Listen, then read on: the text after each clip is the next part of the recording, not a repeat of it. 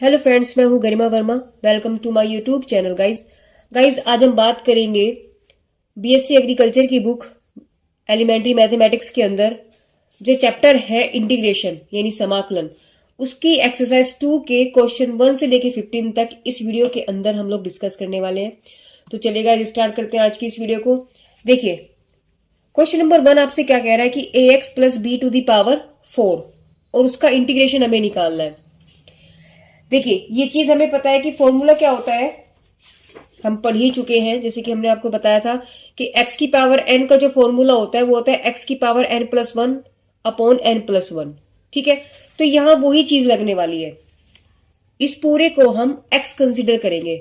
समझ में आया ना। देखो हम लोग क्या करेंगे भाई, x की n का इंटीग्रेशन जो होता है वो होता है x की power n plus 1 upon n plus 1। ठीक है, प्लस के c। अगर मेरे पास यहाँ पर x की पावर 5 आए और उसका अगर हमें इंटीग्रेशन पूछा गया है तो क्या हो जाएगा, x की पावर 5 प्लस 1 अपॉन 5 प्लस 1। ठीक है, यानी x की पावर 6 अपॉन 6 प्लस के c। तो उसी तरीके से अगर इसकी जगह मेरे पास आ गया भैया ax प्लस के b, इस पूरे की पावर के अगर वो पावर होल दे देता है 4 और dx की बात अगर वो कर रहा है तो ये पूरा का पूरा, जैसे ये x था तो ये पूरा का पूरा x हो गया। तो इस पूरे की पावर जो है वो ये, यानी कि जो पावर थी हमने उसमें तो प्लस 1 किया था, उसी को हमने नीचे लिखा था, तो इसमें भी हम वही चीज करने वाले हैं। तो यहां हम लोग क्या करेंगे कि ax प्लस b पूरे की power whole plus 4 plus 1 upon 4 plus 1।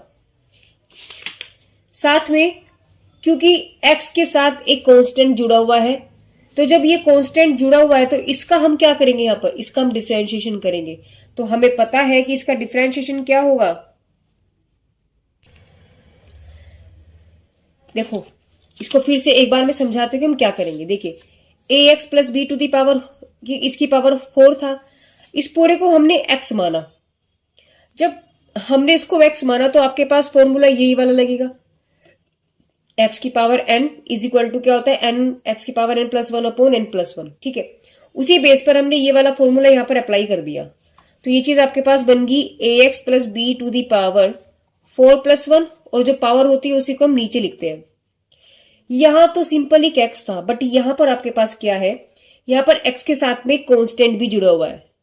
तो ऐसे क्वेश्चन में हम लोग क्या करने वाले हैं, जो कांस्टेंट होता है यानी कि जो मेरे पास ax है, देखो इसमें वेरिएबल नहीं है और इसमें वेरिएबल है, वेरिएबल के साथ में इसमें कांस्टेंट है, ये ओनली कांस्टेंट है, तो इसका तो कुछ करने की मुझे जरूरत है नहीं। या फिर मैं और सिंप्लीफिकेशन इसका और करूं तो ax प्लस बी जो हुआ इस पूरे का आप डिफरेंशिएशन करेंगे, और जो डिफरेंशिएशन करके आपके पास आंसर आएगा उसको आप नीचे लिखेंगे। ठीक है, यानी कि क्या हुआ, इसका जब हमने डिफरेंशिएशन किया तो ax, a तो मेरे पास कांस्टेंट है और x का डिफरेंशिएशन कितना हो गया 1, क्योंकि x की पावर n का जो डिफरेंशिएशन होता है वो होता है n x की पावर n माइनस के 1। देखिए हम आपको फॉर्मूला भी दिखाते हैं, ये डिफरेंशिएशन का फॉर्मूला था, x की पावर n का dy बाई dx अगर हम निकालें तो n x की पावर n माइनस के 1 होता है। तो इसके अकॉर्डिंग ये वाली वैल्यू, अब x की पावर तो यहाँ 1 है, a है, और जब 1 है और इसका जो डिफरेंशिएशन बनेगा, जब इसका डिफरेंशिएशन आपके पास बनेगा तो a तो आ गया बाहर क्योंकि कांस्टेंट टर्म हो गई, और x की पावर 1 का मतलब क्या हुआ 1, यानी n था, देखो n था तो n में से माइनस हुआ, तो 1 था तो पहले 1 को देखो n यहाँ लिखा तो 1 यहाँ लिखा, और 1 माइनस के 1 कर दिया। तो 1 से 1 जब गया तो आपके पास क्या बचा, देखो 1 की मल्टीप्लाई किस में करो सेम वैल्यू देता है, तो x की पावर 1 माइनस 1 x की पावर 0, और किसी की पावर 0 होती है वैल्यू हमेशा 1 देता है, तो 1 इसकी वैल्यू तो 1 होगी और ये वैल्यू क्या आपके पास a, तो डॉट a, यानी आंसर आपके पास क्या गया a। इसका मतलब सिंपली क्वेश्चन आपके पास क्या बन गया, यानी आपके पास जो क्वेश्चन था वो था ax प्लस बी पूरे की पावर होल 4 dx। तो आपके पास जब आप इसको सोल्व करेंगे फॉर्मूला पहले अप्लाई करेंगे x की पावर n इंटीग्रेशन dx का, यानी x की power n plus 1 upon n plus 1। तो जब इस पे मैंने इस पे ये वाला फॉर्मूला अप्लाई किया, आपके पास क्या बन गया ax plus B to the power 4 plus 1 upon 4 plus 1।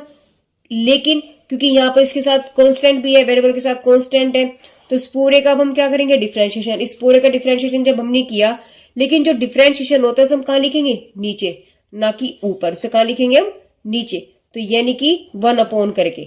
तो आपके पास जब आपने इसका डिफरेंशिएशन किया तो ए एक्स की वैल्यू तो 1 हो गई, अभी जो हमने यहाँ निकाली थी ये तो 1 आ गई आपके पास। तो इसका डिफरेंशिएशन आपके पास ए ही बचा, ए डॉट 1 और प्लस बी हमारे पास क्या है कांस्टेंट, और कांस्टेंट का डिफरेंशिएशन क्या होता है, देखिए कांस्टेंट का डिफरेंशिएशन होता है 0। तो यानी कि आपके पास बी कांस्टेंट टर्म हुआ तो बी का आपके पास डिफरेंशिएशन हुआ 0। तो यानी टोटली अगर मैं वैल्यू देखो आपके पास ए निकल के आई, तो आपके पास यहां से आंसर क्या बनेगा, ए एक्स प्लस बी पूरे की पावर 5 अपॉन 5 और यहां से क्या है आपके पास ए, बस, और प्लस के सी। तो आपके पास आंसर क्या बन गया, यहां लिखते हैं, यानी कि जब मैंने अब इसका डिफरेंशिएशन किया आपके पास आ जाएगा 1 अपॉन ए। तो जब 1 अपॉन ए आया तो ये तो 5 हो गया, ये ए हो गया, तो आपके पास वैल्यू आ गई A X plus B to the power 5 upon 5 A और प्लस के सी, यही इसका आंसर होगा। चलिए इसके अगले क्वेश्चन की तरफ चलते हैं। देखो ऐसे क्वेश्चन में भी हम लोग क्या करेंगे, हमें जो उन्होंने फॉर्मूला दिया हुआ है वो सिर्फ एक्स की पावर एन का दिया हुआ है, एक्स की पावर एन का वो इंटीग्रेशन दिया है हमें। 1 अपॉन एक्स की पावर एन का कोई इंटीग्रेशन फॉर्मूला नहीं होता। तो ऐसे क्वेश्चन को हमें करने के लिए क्या करना पड़ेगा, इसको ही हमें पहले एक्स की पावर एन बनाना पड़ेगा, यानी 1 अपॉन में अगर है तो उसे ऊपर ले जाओ ऐसे, ठीक है, और तब उसे हम सोल्व करेंगे। तो यहां आपके पास क्या बन जाएगा, इसका मतलब इसको मुझे ऊपर लेकर के जाना पड़ेगा। जब हम इसको ऊपर लेकर के गए आपके पास क्या बन गया, integration of 3x plus 4 to the power minus के 2 dx। अब इसका इंटीग्रेशन आप करेंगे, जब आप इसका इंटीग्रेशन करेंगे तो सेम देखो वही क्वेश्चन बन रहा है। तो x ये पूरा x हुआ, तो यानी कि 3x प्लस के 4 पूरे की पावर माइनस के 2 प्लस के 1 हो गया, भाई n प्लस 1 हो गया, formula n plus 1 upon n plus 1 होता है ना x की पावर, तो n प्लस 1 हो गया अपॉन माइनस के 2 फिर प्लस के 1, जो पावर में लिखते हैं वही हम नीचे लिखते हैं। अब अंदर क्योंकि x के साथ कांस्टेंट है, वेरिएबल के साथ कांस्टेंट है मल्टीप्लाई में, तो ऐसे क्वेश्चन में हम लोग क्या करते हैं, उसका डिफरेंशिएशन करेंगे। तो जब हमने इसका डिफरेंशिएशन किया तो 1 अपॉन भी लिखेंगे इसको, और क्या हो गया देखो 3x, सेम उसी तरह कहानी है जैसे हमने अभी इसका किया था। ax, तो a की जगह आपके पास 3 आ गया, b की जगह आपके पास 4 आ गया, तो क्या निकल गया आपके पास, यहां से आपके पास वैल्यू a निकल के आई थी, इसका मतलब x की वैल्यू तो डिफरेंशिएशन हो गया आपके पास 1 और 3 जू का तू रह गया, यानी कि 3.1 और प्लस 4 आपके पास एक कांस्टेंट टर्म है, कांस्टेंट का डिफरेंशिएशन 0, यानी फुल वैल्यू आपको क्या देगा 3। तो यहां से आंसर आपके पास क्या आ जाएगा, देखिए माइनस के 1 वो सॉरी माइनस के 2 प्लस के 1 माइनस के 1 हो गया, माइनस के 1 3 कितना हो गया आपके पास माइनस के 1 अपॉन 3, और ये वैल्यू देगा माइनस के 1, जब भी माइनस 1 देगा उसे आप नीचे लिख दो, यानी कि 3x प्लस के 4, बस 1 है ना, तो इस 1 को लिखो या ना लिखो कोई फर्क नहीं पड़ता, प्लस के सी, यही इसका आंसर होगा।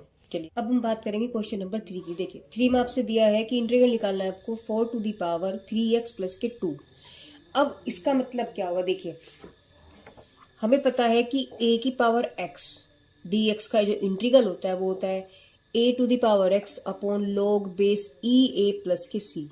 तो यहाँ जो a है वो a आप 4 आप जो है 4 जो है वो यहाँ पर आपका a का काम करेगा, यानी कि जिन्होंने दिया है कि 4 की पावर 3x प्लस के 2 इंटीग्रल dx, यानी और ये है a की पावर ax dx, तो x देखो ऊपर आ रहा है ना x, इसमें ये x है और a आपका क्या है 4, तो सेम इसमें ही फॉर्मूले में आप वैल्यू उठा के रख देंगे और कुछ नहीं करना है आपको। तो यहां हमारा फॉर्मूला क्या था, देखिए फॉर्मूला था हमारा a to the power x upon log e a, तो a की पावर x तो सेम है आपके पास, आप यहाँ पर लिख भी सकते हैं कि लिखेंगे since integral of a to the power ax dx is equal to कितना होता है a to the power x upon log base e a plus के c। तो a की जगह आप क्या लिखेंगे, तो इसका आंसर आपके पास क्या निकल जाएगा, यानी कि ये तो आपके पास सेम है, तो यहाँ तो देखो ax है ना भाई, ये तो आपके पास सेम है, तो ये तो सेम है एज इट इज रहा, तो 4 की पावर 3x प्लस के 2 upon log base e, a value क्या दे रहा है आपको 4, तो यहाँ आ गया आपके पास 4 और प्लस के c, बस हो गया आंसर, सिंपल सी बात है। क्वेश्चन नंबर 4 जो है बिल्कुल क्वेश्चन नंबर ए की तरह है, बस फर्क सिर्फ इतना है कि यहाँ पर आपको पावर एक 4 दे दी, यानी कंप्लीट पावर दे दी है, यहाँ आपको जो है फ्रैक्शन में दे दी, इसको पहले इसी की फॉर्म में लिख लो, तो आपके पास क्या बन जाएगा, इंटीग्रल ऑफ 5 माइनस के 7x, और अंडर रूट को हम क्या लिखते हैं, 1/2। ठीक है, तो देखिए अब ये क्वेश्चन सेम ऐसे ही बन गया। तो जैसे कि अब हम लोग क्या करेंगे, इस पूरे को हम लोग जैसे हमने यहाँ किया था, इस पूरे को क्या माना था हमने, x माना था, तो इसको हम क्या मानेंगे, x मानेंगे। तो x का जब हमें पता है इंटीग्रल क्या होता है, x की पावर n+1 अपॉन n+1, तो यहाँ आपके पास क्या हो जाएगा, 5 माइनस के 7x की पावर 1/2 + 1 अपॉन 1/2 + के 1। अब अंदर चलेंगे, इसके अंदर जाएंगे, क्योंकि अंदर भी आपके पास यहाँ पर क्या है, एक वेरिएबल है। जब आप अंदर गए तो इस पूरे का आप क्या करेंगे, डिफरेंशियल, और जो डिफरेंशियल होता है उसे हम कहाँ लिखते हैं, नीचे। तो आपके पास आ जाएगा 1/5 माइनस 7x, यानी कि जब आप इसका डिफरेंशिएशन करेंगे आपके पास बन जाएगा, अलग से हम आपको करके दिखा देते हैं, 5 माइनस के 7x, इस पूरे की पावर जब आप इसका dy/dx करेंगे, किसका, अंदर वाले पार्ट का सिर्फ, क्योंकि बाहर का तो इस पावर का तो इंटीग्रल हो गया, अंदर जो है उसका क्या होगा, डिफरेंशिएशन होगा। तो जब हमने इसका डिफरेंशिएशन किया है तो कांस्टेंट टर्म है, और कांस्टेंट का डिफरेंशिएशन 0 माइनस 7x का डिफरेंशिएशन 1, तो आंसर आपके पास क्या आ गया, -7। तो यहाँ हम इसको डायरेक्टली लिख सकते हैं -7। तो यहाँ से आपके पास अगर आप आंसर देखें तो आपके पास क्या बन जाएगा, इसको थोड़ा सा अलग कर देते हैं, देखिए, यानी कि -1/7 और 5 माइनस 7x, 1/2 में अगर हम 1 जोड़ेंगे तो 3/2 आ जाता है, तो नीचे भी आपके पास क्या आ जाएगा, 3/2। तो ये आपके पास बन गया, 2 तो ऊपर चला गया, तो -2 और 7 या 21, 5 माइनस के 7x टू दी पावर 3/2 + के c। बस हो गया, सिंपल सा क्वेश्चन। चलिए आगे चलते हैं। अब बात करते हैं क्वेश्चन नंबर 5 की। देखिए 5 में आपसे क्या पूछा जा रहा है, इसने बोला कि integral of tan 7x sec 7x dx, इसका आंसर आपके पास क्या होगा। देखो हमें इससे पहले सारे के सारे जो फॉर्मूले होते हैं वो हमें याद होने चाहिए। जैसे कि अब देखिए यहाँ इसने इंटीग्रल बोला है, तो यहां से देखिए हमें पता है कि sec x tan x किसका इंटीग्रल होता है, sec x का। तो देखिए जब यहाँ x है तो यहाँ x है, और यहाँ आपके पास क्या, देखो ये भी वही है sec x tan x, तो यहाँ x की जगह आपके पास क्या है 7x, तो लिखेंगे यहाँ सिंस हमें पता है integral of sec x tan x dx किसकी वैल्यू होती है, sec x की प्लस के c। तो बस इस x की जगह आपके पास क्या आ जाएगा, आपके पास आ जाएगा sec x, और x की जगह आपके पास आ जाएगा 7x। तो यहां से यानी इसका आंसर क्या देखेंगे, यानी integral of tan 7x sec 7x dx is equal to, answer आपके पास आ जाएगा sec 7x प्लस के c। बस हो गया, सिंपल सा क्वेश्चन। चलिए अगले क्वेश्चन की तरफ चलते हैं। क्वेश्चन नंबर 6 आपसे क्या कह रहा है, 6 में आपसे बोला जा रहा है कि sin 4 माइनस एक्स dx का वैल्यू क्या होगी, इसका इंटीग्रल क्या होगा। हमें पता है कि साइन एक्स का जो इंटीग्रल होता है वो क्या होता है, माइनस के कोस एक्स। तो एक्स तो अभी हमारे पास यहाँ क्या दे रहा है वैल्यू, ये एक्स है, तो हमें पता है ना, देखो हम लिखते हैं सिंस साइन एक्स का जो इंटीग्रल होता है वो होता है कोस एक्स माइनस के प्लस के सी। तो इस एक्स की जगह वैल्यू क्या दे रहा है, 4 माइनस एक्स। तो भाई जैसे हमने यहाँ एक्स की जगह हमारा 7x आया था, हमारा यहाँ देखो x की जगह क्या आया था, 7x आया था, सेम उसी तरीके से यहाँ पर x की जगह आपके पास क्या आ जाएगा, 4 माइनस के x।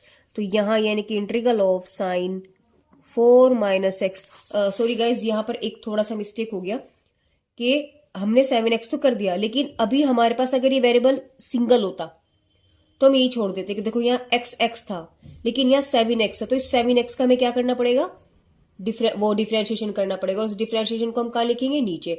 तो 7x का डिफरेंशिएशन क्या हो जाएगा, 7, तो 7 कहाँ गया, 1/7, ये इसमें छूट गया था। चलिए ऐसे यहाँ पर होने वाला है अभी कि इसका जो इंटीग्रल आ जाएगा, हम पहले क्या लिखेंगे, माइनस के कोस एक्स की जगह तो 4 माइनस एक्स है ही, अब इसका भी हम इंटीग्रल करेंगे, वो डिफरेंशिएशन करेंगे, और डिफरेंशिएशन हम हमेशा कहाँ लिखते हैं, नीचे। तो 4 का डिफरेंशिएशन 0 हो गया, और -1 का, सॉरी माइनस एक्स का -1, तो आपके पास वैल्यू क्या आ जाएगी, माइनस के 1 और प्लस के सी। तो माइनस से माइनस कैंसिल, आपके पास आ गया कोस 4 माइनस एक्स प्लस के सी, आ गया आंसर। देखिए 7 में आपसे क्या पूछा जा रहा है कि 2 sin 3x माइनस के 4 cos 5x, इसका आपको इंटीग्रल बताना है। हम क्या कर लेते हैं, इसको अलग अलग कर लेते हैं। तो इसका 2 तो बाहर आ गया, आपके पास बच गया sin 3x dx, यहां से ये वाला 4 बाहर आ गया और इंटीग्रल अंदर चला गया, आपके पास रह गया cos 5x dx। अब हमें फॉर्मूले पता है कि साइन एक्स का इंटीग्रल क्या होता है, माइनस के कोस एक्स। अभी तो पढ़ा हमने, साइन एक्स का इंटीग्रल क्या होता है, माइनस के कोस एक्स, और कोस एक्स का होता है प्लस के साइन एक्स। तो बस हो गया क्वेश्चन। तो यहाँ इसका इंटीग्रल आपके पास क्या हो जाएगा, 2 आपने बाहर निकाला, साइन का क्या हो गया आपके पास, माइनस के कोस 3x, क्योंकि x की वैल्यू यहाँ 3 दे रहा है। अब 3 का 3x का भी क्या करेंगे, उसका करेंगे डिफ्रेंशिएशन। अगर ये x होता, फिर से सुनिए, अगर ये x होता, अगर सिंगल वेरिएबल होता है तो फिर हम नहीं करते, और करेंगे भी तो उसका डिफ्रेंशिएशन 1 आएगा, और जब 1 आएगा 1 को लिखो ना लिखो बराबर है, कोई फर्क नहीं पड़ता। तो इसलिए जब सिंगल वेरिएबल होता है तो हम ना करें तो कोई फर्क नहीं पड़ता, लेकिन करते उसका भी है। तो हमें बस ये याद रखना कि हमें करना है। तो अब जब वेरिएबल के साथ कुछ और वैल्यू आ जाएगी, हम लोग क्या करेंगे, यानी उसका हमें डिफरेंशिएशन करना पड़ेगा, और डिफरेंशिएशन हम कहाँ लिखते हैं, उसके नीचे। तो 3x का डिफरेंशिएशन जब आप करेंगे, आपके पास क्या बन जाएगा, देखो हमें पता है कि x की पावर n का dy/dx क्या होता है, nx की पावर n-1, ठीक है। और यहाँ आ गया आपके पास 3x की पावर 1, तो 3 तो आपने बाहर निकाला, x की पावर n क्या वैल्यू देना है यहाँ पे, 1, 1 - 1, तो 3, x की पावर 0, किसी की पावर 0 वैल्यू क्या देता है आपको, 1, तो 3 × 1 यू विल गेट 3, ठीक है। तो यहां से आपके पास आंसर क्या निकल गया, आपके पास 3, तो 3 हम कहाँ लिखेंगे, नीचे। ओके, चलिए आगे चलते हैं। माइनस के 4, कोस एक्स का क्या होता है, साइन एक्स, तो साइन और एक्स की वैल्यू क्या है, 5x। अब 5x का क्या हो जाएगा, 5, ठीक है, प्लस के c। तो यहां से माइनस को आप बाहर निकाल लीजिए, तो आपके पास आ गया माइनस के 2/3 कोस 3x माइनस के 4/5 साइन 5x प्लस के c। Complete question. चलिए नेक्स्ट क्वेश्चन की तरफ चलते हैं। चलिए अब चलते हैं क्वेश्चन नंबर 8। क्वेश्चन नंबर 8 में आपसे क्या कहा है, इसने बोला है e की पावर 1 - x dx का इंटीग्रल क्या हुआ। सबसे बड़ी बात है कि हमें इसकी फॉर्मूले याद होने चाहिए। तो e की पावर x का जो इंटीग्रल होता है वो e की पावर x ही होता है, राइट। तो यदि कोई फर्क ही नहीं पड़ा, आपके पास आंसर क्या आ गया, लिख लो आप, since e to the power x dx बराबर हमें पता है e की पावर x प्लस के c होता है। तो x की वैल्यू बस यहाँ पे 1 - x है, तो इसका आंसर आपके पास बन जाएगा integral of e to the power 1 - x dx equal to, यानी e to the power 1 - x हो गया, प्लस के c। इतना काम तो हो गया, लेकिन वेरिएबल है आपके पास, वेरिएबल के साथ कुछ और चीजें भी जुड़ी हुई हैं, तो हम इसका भी क्या करेंगे, इसका हम करेंगे डिफरेंशिएशन, और जो आंसर आएगा उसे हम नीचे लिखते हैं। तो यहां से जब हमने 1 - x का डिफरेंशिएशन किया, क्या करेंगे, डिफरेंशिएशन, यानी कि 1 - x का आप dy/dx करेंगे। हमें पता है 1 तो कांस्टेंट है, तो वैल्यू 0 हो गई, और x का डिफरेंशिएशन इतनी बार कर चुके हैं यार, तो आप आंसर भी याद हो गया होगा, क्या बचता है 1, तो -1, तो आंसर क्या आ गया आपके पास, -1। तो यहां से यानी वैल्यू आपके पास -1 हुआ, यानी इसको हम क्या लिखेंगे, -e to the power 1 - x plus के c। हो गया आंसर, सिंपल। कि देखो कितने छोटे छोटे क्वेश्चन है, ये कुछ ही नहीं है इन क्वेश्चंस में ना, बस थोड़ा क्या है, आपको इनके फॉर्मूले याद होने चाहिए, और करने का जो ट्रिक है वो आपके माइंड में बिल्कुल सेट होना चाहिए। बाकी पूरे चैप्टर में कुछ नहीं है, चैप्टर ही नहीं कहूंगी मैं, तो कहूंगी पूरी बुक में कुछ नहीं है, ठीक है। कंसेप्ट आपके क्लियर होने चाहिए। चलिए चलते हैं क्वेश्चन नंबर 9। क्वेश्चन नंबर 9 में आपसे क्या बोल रहा है, इसने बोला 7 e to the power 2x plus 5/2x plus 7 plus sec square 3x, पूरे का इन्होंने इंटीग्रल पूछा है। पहली बात देखो, क्वेश्चन वो लंबा हो गया, इसलिए हम क्या कर लेते हैं, इसको थोड़ा अलग अलग कर लेते हैं, तो हमारे लिए इजी हो जाता है। तो यहां से 7 बाहर निकाल दो, और इंटीग्रल हो गया e की पावर 2x dx। तो इसको छोटे छोटे पार्ट में बना लेंगे। इसको करेंगे, आपके पास क्या बन जाएगा, इंटीग्रल ऑफ 5 बाहर निकालेंगे, 1/2x प्लस के 7 dx। इसको आपने क्या किया, प्लस कर दिया integral of sec square 3x और dx। अभी छोटा क्वेश्चन, छोटा तो तब भी था, बट थोड़ा हमने अलग अलग कर दिया तो इजी बन जाता है करना। अब e की पावर x का तो अभी हमने किया है, क्या होता है, e की पावर x होता है। तो यहां से आपके पास क्या हो गया, 7, यानी e की पावर 2x का तो e की पावर 2x ही हो गया। लेकिन जब 2x का करेंगे आंसर आ जाएगा 2। क्या करेंगे 2x का डिफरेंशिएशन, और डिफरेंशिएशन हम कहाँ लिखते हैं, नीचे, ठीक है ना, हर में लिखते हैं, यानी कि डिनोमिनेटर में लिखते हैं, तो 2 हमने नीचे लिख दिया। तो ये क्वेश्चन तो हमारा कंप्लीट सोल्व हो गया। रही बात इसकी 5, हमें पता है कि देखो यहां जो है,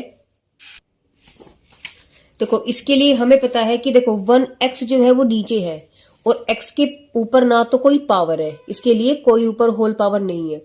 तो इसका मतलब ही 1/x वाली फीलिंग देगा। तो 1/x का जो इंटीग्रल होता है वो होता है log बेस ई एक्स। ठीक है, तो हम लोगों ने क्या किया, यानी कि 5 तो सेम है, तो x की वैल्यू देखो, जब यहाँ x था तो log x लिखा गया, लेकिन यहाँ x की जगह इसकी जगह आपको क्या मिल रहा है, आपको मिल रहा है 2x प्लस के 7, तो यानी आपके पास आ जाएगा log 2x प्लस के 7। ठीक है, लेकिन अभी क्वेश्चन पूरा नहीं हुआ, अभी हम लोग इसका भी करेंगे, और इसका क्या करते हैं, डिफरेंशिएशन, और डिफरेंशिएशन कहाँ लिखेंगे, नीचे की तरफ। ठीक है, तो जब हमने इसका डिफरेंशिएशन किया तो 7 का तो हो गया डिफरेंशिएशन 0, और 2x का निकल के आ गया 2, क्योंकि x की वैल्यू 1 होती है। तो ये वाला क्वेश्चन भी हो गया।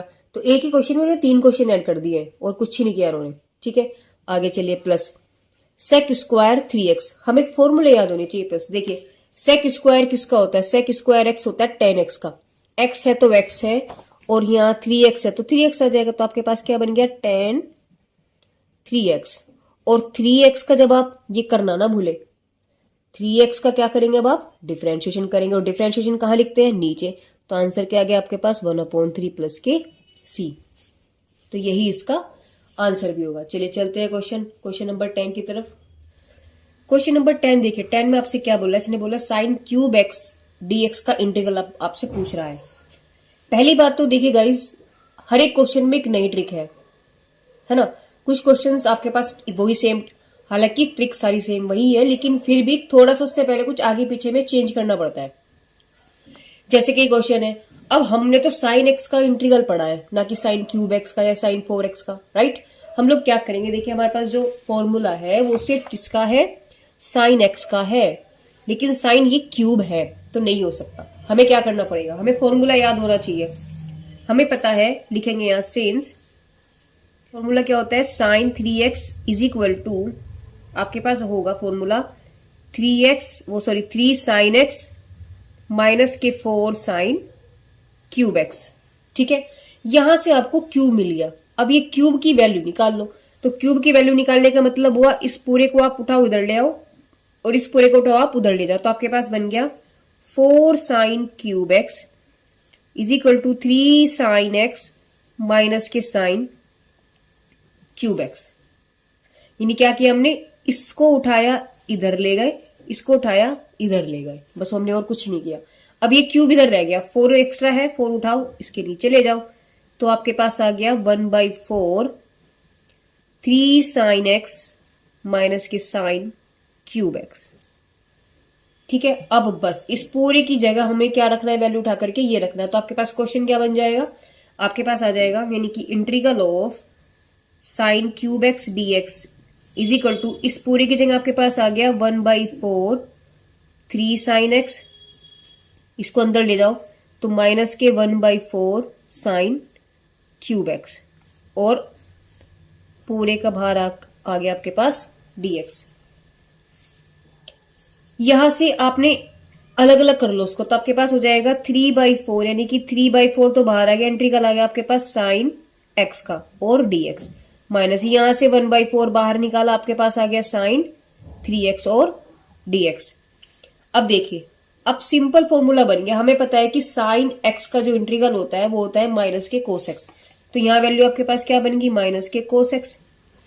अब x देखो सिंगल है, इसलिए करने की जरूरत नहीं है, हमें उसका डिफरेंशिएशन करने की जरूरत नहीं है। लेकिन यहां देखिए 1/4 साइन एक्स ही मानेंगे ना इसको, तो x का क्या होता है आपके पास, माइनस के कोस x, अभी हमने पढ़ा है, लेकिन x की वैल्यू यहाँ क्या है, 3x है, तो कोई यहाँ x थी इसलिए मुझे करने की जरूरत नहीं पड़ी, लेकिन यहाँ 3x है। अब 3x का हम क्या करेंगे, डिफरेंशिएशन करेंगे, और जो आंसर आएगा डिफरेंशिएशन करेंगे उसे हम कहाँ लिखेंगे, नीचे की तरफ। ठीक है, तो हमारे पास आंसर क्या आएगा इसका 3, यानी इसका 3x का डिफरेंशिएशन क्या आएगा आपके पास 3, और 3 को हम कहाँ लिखेंगे, नीचे, प्लस c। बस हो गया क्वेश्चन, यानी कि माइनस के 3/4 कोस एक्स, और ये माइनस हो गया प्लस 1/4 दिया, यानी कि आपके पास 4 दिया होता है 12, तो कोस 3x प्लस के c, यानी कि integral of sine cube x dx का जो आंसर आया है आपके पास वो आया है ये निकल के। ठीक है, चलिए चलते हैं क्वेश्चन नंबर 11। क्वेश्चन नंबर 11 में आपसे क्या बोला है, इसने बोला है कि इंटीग्रल निकालना है a⁴ 4x - k1 dx। अभी हमने इससे पहले क्वेश्चन किया था तो वहां हमने ये वाला फॉर्मूला लगाया था कि integral of a to the power x is equal to A to the power X upon log base E A plus K सी। बस वही फॉर्मूला तो यहाँ लगना है। तो ये आपके पास, यानी अभी हमने क्वेश्चन जो किया था वो 4 की पावर वाला किया था, यानी कि हमने देखो ये वाला क्वेश्चन किया था 4 की पावर, तो ये ए था और ये एक्स था। अब यहाँ हमें ए सेम का सेम दे दिया, ए का ए ही है, तो कुछ नहीं करना, हम लिखेंगे सेंस। हमें पता है ए की पावर एक्स का जो इंटीग्रल होता है वो होता है ए की power X upon log base E A plus K C. तो कुछ भी नहीं करना है, यानी कि integral of a to the power 4x minus के 1 dx अगर आपके पास आया है तो जो ax था वो सेम है, यानी कि ये जो ax पूरा का पूरा हुआ है वो सेम है, तो इसको तो आप सेम लिखेंगे 4x माइनस के 1 अपॉन लॉग बेस e, और a की वैल्यू क्या आपके पास a ही है भाई, a की वैल्यू तो a ही है ना, a ही है। लेकिन अभी और क्या रह गया हमारे पास, ये वेरिएबल, ये पूरा का पूरा हमारे पास जो टर्म है वेरिएबल के साथ कांस्टेंट टर्म है, तो हमें इसका भी क्या करना पड़ेगा, डिफरेंशिएशन। तो जब हम इसका डिफरेंशिएशन करेंगे आपके पास क्या बन जाएगा, देखिए 4x का तो निकल के आ गया आपके पास 4 और माइनस 1 का आपके पास क्या हो गया 0, तो आंसर क्या निकल गया आपके पास 4 और प्लस के सी। तो यानी कंप्लीटली आंसर अगर हम लिखे तो आपके पास बन जाएगा ए की पावर 4x माइनस के 1 अपॉन लॉग बेस ई ए और 1/4, तो 4 आप सीधा यहां लिख दो बस, और प्लस के सी आ गया आंसर। लिख लेते हैं इसको ए 4x माइनस के 1 dx और इसको बॉक्स में बंद कर देते हैं। चलिए ये क्वेश्चन भी आपका हो गया। क्वेश्चन नंबर 12 में आपसे क्या बोला है, इसने बोला integral of cos cube x dx. देखो सेम जो क्वेश्चन है ना ये इसकी तरह है, यानी कि साइन क्यूब एक्स की तरह। तो यहां पर भी हमें ऐसे करना पड़ेगा क्योंकि हमारे पास जो इंटीग्रल के फॉर्मूलाज हैं वो सब कैसे हैं, या तो साइन एक्स का है या कोस एक्स का है, किसी पावर के साथ हमें नहीं दिया हुआ। तो हमें क्या करना पड़ेगा, यानी कि जैसे हमने यहां इसका फॉर्मूला लगाया था ऐसे हमें यहां इसका फॉर्मूला लगाना पड़ेगा। तो हमें पता है, लिखेंगे सिंस कोस 3x का जो फॉर्मूला होता है कि 4 कोस क्यूब एक्स माइनस के 3 कोस एक्स। ठीक है, तो यहां आपको क्यूब मिल गया। अब क्यूब मिल गया, इसको क्यूब को तो यही छोड़ दो, इसे उठाओ उधर ले जाओ, तो आपके पास आ जाएगा कोस 3x प्लस के 3 कोस एक्स अपॉन इस 4 को इसके नीचे ले जाओ तो आपके पास आ गया कोस क्यूब एक्स। इसका मतलब क्यूब एक्स की कोस क्यूब एक्स के ये पूरा का पूरा वैल्यू हो गया, उठाओ यहां रख दो, तो आपके पास आंसर क्वेश्चन की शक्ल क्या हो जाएगी, देखिए cos cube x d x is equal to, उठा के रखो तो आपके पास आ जाएगा 1/4 कोस 3x प्लस 3 कोस एक्स, है ना, और dx। तो यहां से 1/4 आप बाहर निकालो, इंटीग्रल ऑफ कोस 3x हो गया प्लस 3 कोस x और बाहर हमने निकाला dx हो गया। इसको अब अलग अलग कर लीजिए, तो 1/4 कोस 3x हो गया आपके पास dx प्लस, अब ये 1/4 ब्रैकेट लगा, इसका मतलब दोनों के साथ होगा ना, तो इसके साथ भी है, तो 3/4 आ गया इंटीग्रल ऑफ कोस x और dx। इस 4 की जो 1/4 है इस पूरे की मल्टीप्लाई इसके साथ भी और इसके साथ भी है। तो यहां से अब सेम आपके पास क्वेश्चन तो वही रह गया, अब तो सिंपल सा काम रह गया। हमें पता है कि कोस एक्स का फॉर्मूला क्या होता है इंटीग्रल में, साइन एक्स प्लस के, तो यहां से आपके पास आ गया 1/4 यानी कि कोस 3x यानी कि साइन 3x। अब ये 3x है तो 3x का भी क्या करेंगे, डिफरेंशिएशन कहां रखेंगे, नीचे। तो डिफरेंशिएशन जब 3x का करेंगे आपके पास क्या आ जाएगा 3 प्लस 3/4 कोस का क्या हो गया आपके पास साइन एक्स। अब देखिए ये x था तो हमें करने की जरूरत नहीं पड़ी, उसे नहीं करेंगे, लेकिन अगर x से ऊपर 2x 3x ax 4x कुछ भी होता रहे तब उसका डिफरेंशिएशन करेंगे और जो आंसर आएगा उसको हम नीचे की तरफ लिखते हैं, बस ये आपका आंसर होगा। तो यहां से आपके पास आंसर क्या निकल गया, 4 तिया 12, तो 1/12 sign cube x 3/4 sine x plus K सी, और इंटीग्रल किसका था जी, कोस क्यूब एक्स, है ना, आ गया आपके पास। इसको कर देते हैं बॉक्स में बंद, आंसर आ गया। क्वेश्चन नंबर 13 में आपसे क्या पूछा है, इसने बोला integral of 3x minus 1/2 the power minus के 5 प्लस 7 4x माइनस के 1/3 टू दी पावर माइनस के 3 पूरे का इंटीग्रल आपसे पूछा गया है।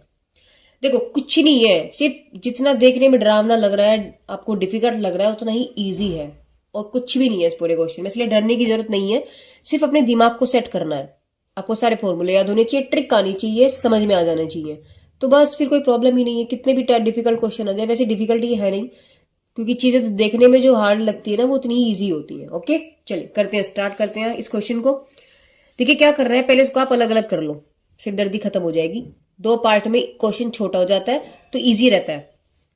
जब मैंने अलग अलग किया तो आपके पास 3 तो बाहर आ गया, आपके पास आ गया integral of x minus 1/2 the power minus के 5 और dx,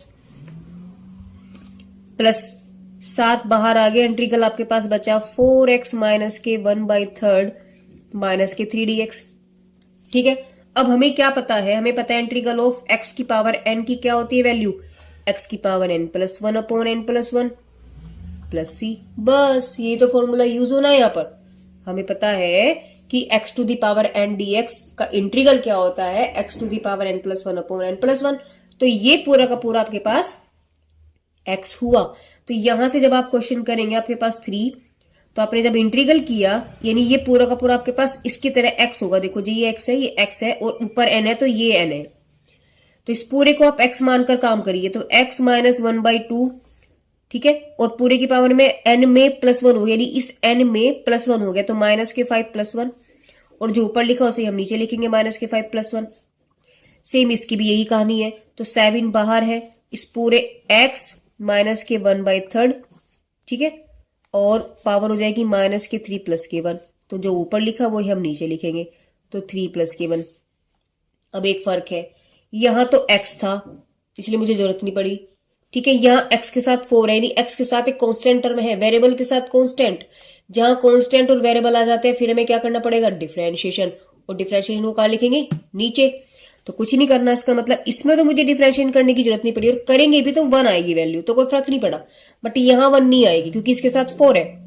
तो जब इसका हम डिफरेंशिएशन करेंगे आपके पास क्या बन जाएगा, इसको समझते हैं। देखिए 4x का डिफरेंशिएशन dy/dx हमने किया 4 माइनस 1/3, तो 1/3 तो आपके पास क्या है, कांस्टेंट टर्म, और कांस्टेंट का डिफरेंशिएशन 0, तो भैया ये तो वैल्यू आपको दे दी इसने 0, यहां से 4 बाहर आ गया, और x का डिफरेंशिएशन 1000 बार कर चुके हैं हम कि 1 होता है, तो आपके पास आंसर कितना है यहां से, डायरेक्टली 4। ठीक है, अब जो डिफरेंशिएशन मेरे पास आया उसे कहां लिखते हैं हम, नीचे, तो यहां लिखेंगे हम 4।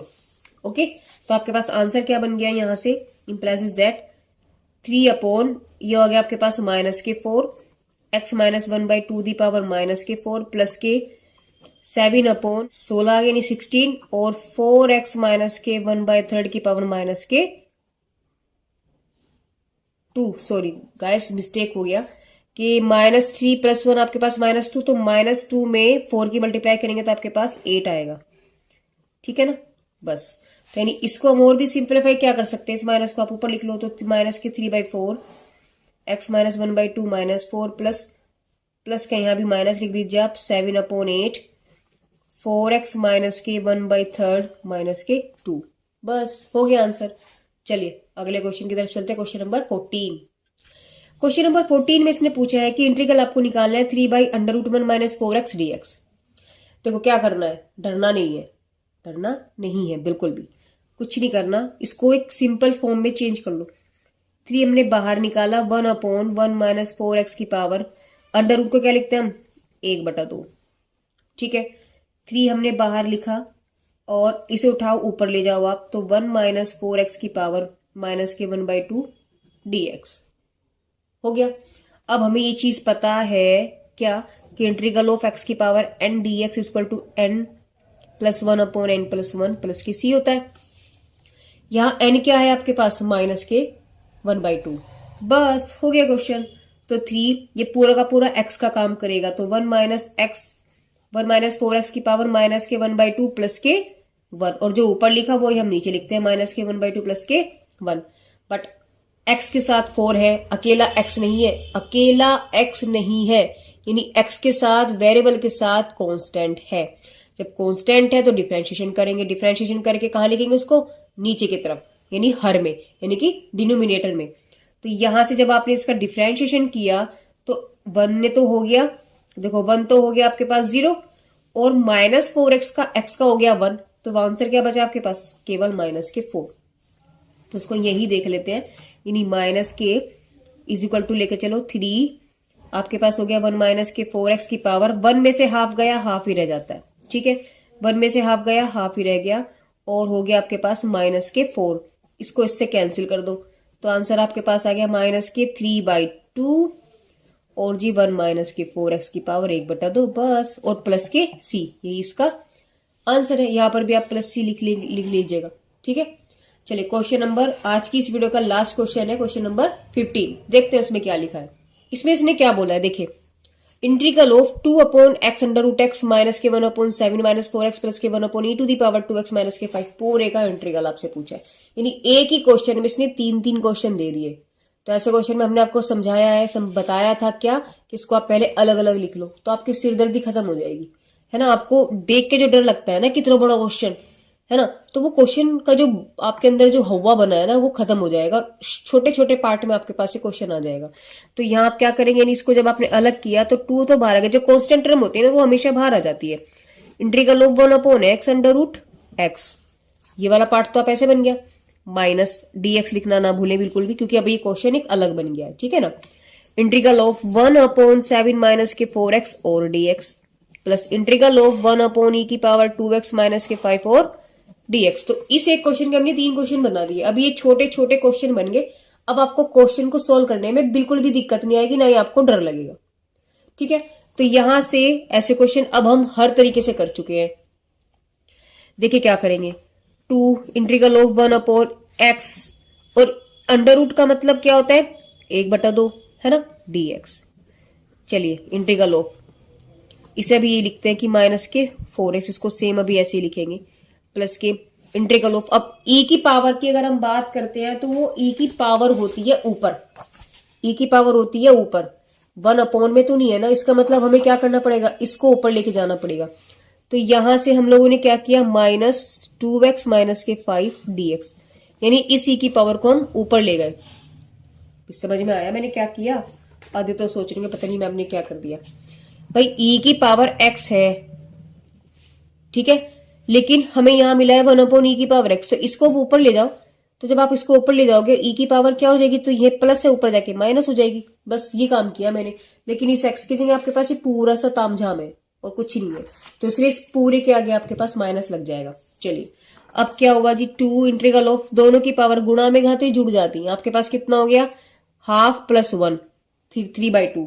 ये भी एक बार मैं जोड़ना बता दूं, कुछ बच्चे कंफ्यूज हो जाते हैं। फिर देखिए ये पावर 1 है और ये पावर 1/2 है, ये 1/2 है और ये 1 है, और गुणा में घाते जुड़ जाती है, हमेशा ध्यान रखो। तो मैंने इनको प्लस कर दिया, एलसीएम आ गया 1, सॉरी 1 आ गया नीचे, तो एलसीएम आ गया 2, 2 की मल्टीप्लाई इधर कर दो, तो 2 प्लस और 1 की इधर कर दो 1, तो आपके पास 3/2, यानी कितना आ गया 3/2। अब इस 3/2 को हम कहां ले गए, ऊपर ले गए, क्योंकि 1/x का कोई आंसर नहीं है, 1/x की पावर n का आंसर है, 1/x की पावर n का आंसर नहीं है, ठीक है ना। समझ रहे हो ना मैंने क्या बोला, मैंने बोला कि इंटीग्रल x की पावर n का दिया हुआ है आपको, 1/x की पावर n का इंटीग्रल नहीं दे रखा, तो आप इसे ऊपर ले जाएंगे। तो यहां से आपके पास आंसर क्या बन गया, x की पावर, ये आपके पास x/3/2 आया। भाई ये सोल्व करके आपके पास आ गया, तो मैं यहां लिख देती हूँ x1/2, ये आपके पास आ गया x की पावर 3/2, ठीक है। तो इस 3/2 को आप ऊपर ले गए, ये नीचे था ऐसे, ये नीचे था, समझ रहे हो। तो आप जब ऊपर लेके जाओगे तो माइनस के 3/2 dx हो गया, माइनस के integral of 1/7 minus k 4x dx plus k integral of e to the power minus k 2x minus के 5 और dx। अब ये सब हमने एक फॉर्म में हम इसको ले आए, अब हमारा सिर्फ काम इस पे फॉर्मूले को अप्लाई करना है। देखो पहले इसके लिए हमें पता है कि सिंस x की पावर n का इंटीग्रल क्या होता है जी, x की पावर n+1/n+1 प्लस c। अब ये 1/x, देखो x में कोई पावर नहीं है ना, इसके पूरे के होल पावर है, तो ये 1/x वाली फीलिंग देगा, नहीं 1/x वाली फीलिंग देगा। 1/x का होता है log x प्लस c, ठीक है। और ये हो गया 1/ वो e की पावर x, e की पावर x, और e की पावर x का हमें पता है कि e की पावर x ही होता है। तो यहां जब मैंने इसका किया तो 2, ये आपके पास आ गया 2, और जब इसका आप इंटीग्रल करेंगे तो पावर में +1 हो जाएगा, यानी x की पावर 3/2 +1। नीचे भी वही लिखेंगे जो ऊपर आपने लिखा है। अब ये c नहीं लिखेंगे कि c पूरा क्वेश्चन करने के बाद एक ही बार में c लिखेंगे, ठीक है। माइनस ये 1/x वाली फीलिंग दे रहा है, यानी log x, तो आपके पास आ गया log। अब यहाँ तो x था तो x आ गया, लेकिन इस x की जगह आपके पास क्या है, 7 - 4x है, ठीक है। लेकिन अब यहाँ x था तो मैंने बोला ना x का तो हम करते नहीं। अब यहाँ वेरिएबल है, वेरिएबल के साथ कांस्टेंट है, तो उसका क्या करेंगे आप, डिफरेंशिएशन। और डिफरेंशिएशन करके कहाँ लिखते हैं आप, नीचे। तो जी 7 का तो आपके पास क्या आ गया, 0, और -4x का आपके पास क्या हो जाएगा, x का हो गया 1, तो आंसर आ गया -4, ठीक है। चलिए आगे चलते हैं, ये वाला क्लियर हो गया। आगे चलते हैं, e की पावर x का वो इंटीग्रल होता है e की पावर x। तो यानी कि हम आपको दिखा भी देते हैं, नहीं तो बच्चे कंफ्यूज हो जाते हैं। e की पावर x का इंटीग्रल e की पावर x ही होता है, तो -x है तो वो -x ही हो जाएगा, ठीक है।